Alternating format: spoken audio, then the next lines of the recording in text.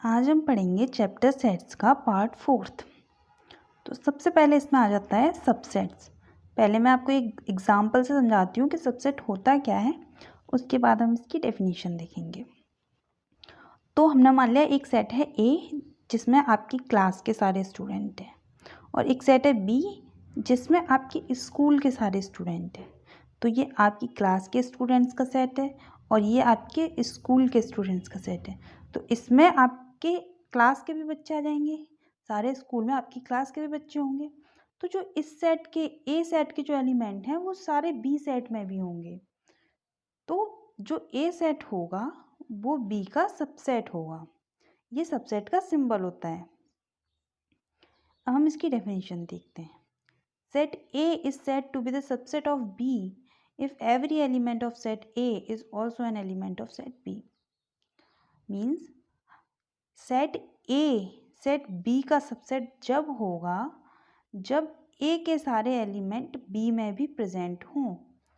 Okay, मैं एक और एग्जांपल देती हूँ जिससे पूरी तरह से क्लियर हो जाएगा। एक सेट है A जिसमें एलिमेंट हैं 1, 2, और एक और सेट है B जिसमें एलिमेंट हैं 1, 2, 3 एंड 4। तो जो ए के एलिमेंट है 1 और 2 वो बी में भी हैं, मतलब ये पूरा का पूरा बी में है। तो जो ए होगा वो सबसेट होगा बी का।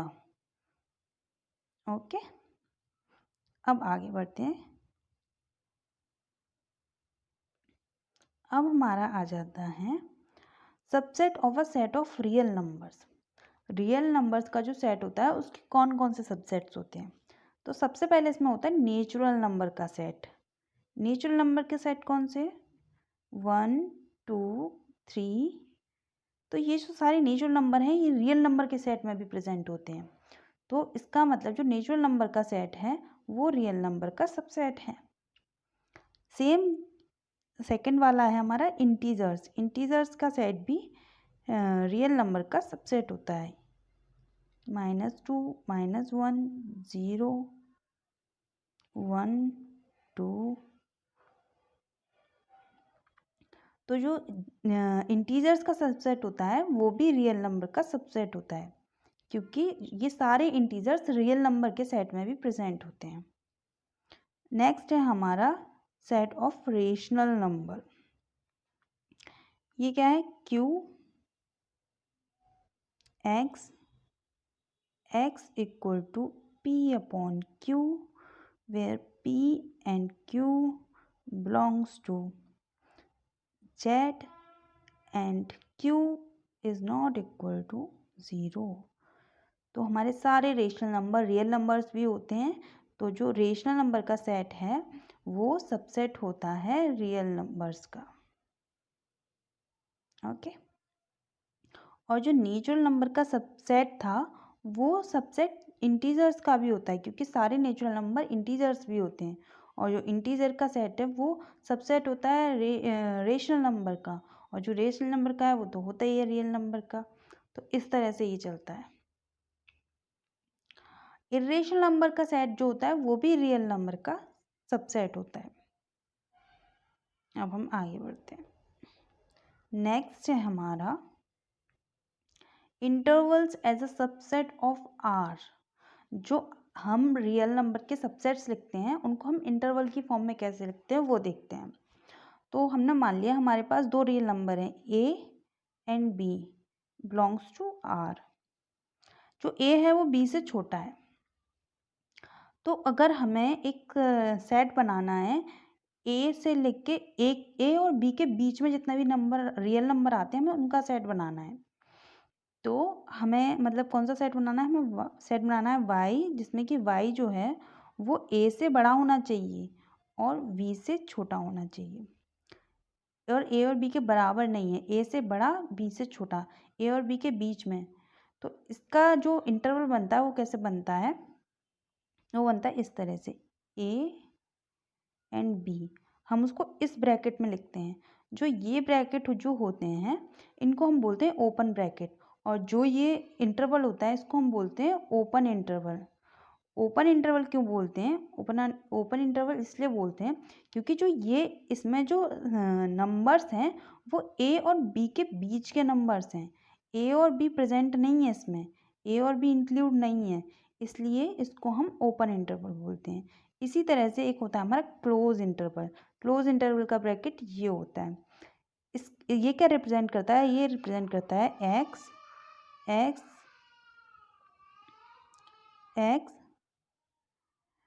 ए से बड़ा या फिर ए के बराबर भी हो सकता है और बी से छोटा या फिर बी के बराबर हो सकता है। तो जो हमारा ये वाला जो इंटरवल बना था हमारा क्लोज इंटरवल, इसमें ए और बी भी प्रेजेंट थे और ए और बी के बीच के नंबर भी प्रेजेंट थे। लेकिन जो ये वाला ब्रैकेट था इसमें ए और बी इंक्लूड नहीं थे। ओके, और इसको हम हाफ ब्रैकेट भी बना सकते हैं। किस तरह से? अगर इस तरह से लिखा हुआ है ए एंड बी, ये इस तरह से, तो इधर से ये ओपन इंटरवल है और इधर से ये क्लोज इंटरवल है। मतलब इसमें इस इंटरवल में ए तो प्रेजेंट है लेकिन बी प्रेजेंट नहीं है। इसी तरह से ऐसे बन जाता है ए बी, इसमें बी प्रेजेंट है लेकिन ए प्रेजेंट नहीं है। ओके, हम आगे देखते हैं। आगे आ जाता है हमारा पावर सेट। पहले इसको एग्जाम्पल से देखते हैं।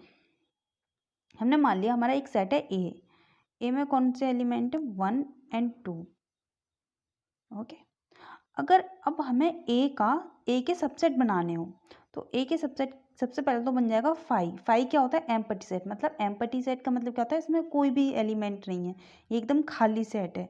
तो जो 5 होता है एम्प्टी सेट, वो हर सेट का सबसेट होता है, तो इसका भी सबसेट होगा। तो एक तो हो गया 5, एक क्या हो जाएगा? 1, ये इसका सबसेट होगा ए का, और एक हो जाएगा 2, ये भी इसका सबसेट होगा, और एक हो जाएगा 1 और 2। अगर दो सेट इक्वल हैं तो वो एक दूसरे के सबसेट होते हैं। तो हमारे पास 4 सबसेट मिले हमें ए के। तो अगर हम इन चारों सबसेट का एक सेट बना दें तो उसको हम बोलते हैं पावर सेट। तो पावर सेट को हम किससे रिप्रेजेंट करते हैं? पी ए से। तो पी ए में कौन कौन से एलिमेंट आ जाएंगे? सारे सबसेट, जितने भी सबसेट बने थे वो सारे आ जाएंगे पी ए में।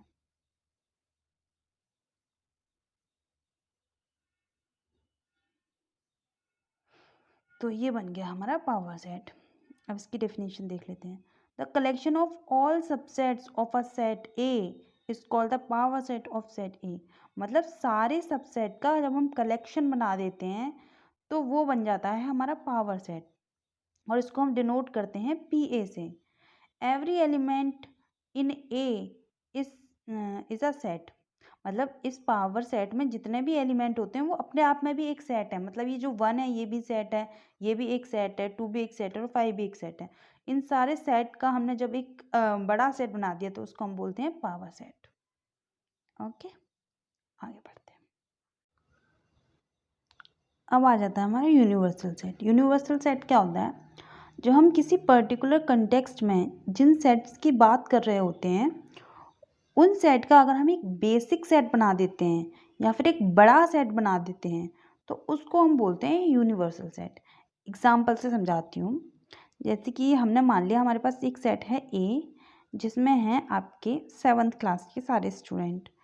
एक सेट है हमारा बी, इसमें हैं 9th क्लास के सारे स्टूडेंट, और एक सेट है सी, इसमें हैं 10th क्लास के सारे स्टूडेंट। तो इन सब का यूनिवर्सल सेट क्या बन सकता है?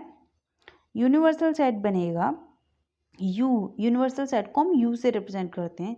यू, इसमें आपके सारे स्कूल के बच्चे होंगे। तो इस यूनिवर्सल सेट में सारे ए बी सी सारे सेट आ जाएंगे, और इस तरह के जितने भी सेट बन सकते हैं वो सारे सेट आ जाएंगे। तो जहाँ पे इस क्लासेस की बात हो रही थी उसी से रिलेटेड जब एक बड़ा सेट बन जाता है तो उसको हम बोलते हैं यूनिवर्सल सेट। तो आज का लेक्चर हमारा यहीं ख़त्म होता है। अब हम नेक्स्ट वीडियो में हम एक्सरसाइज 1.3 करेंगे। Thank you.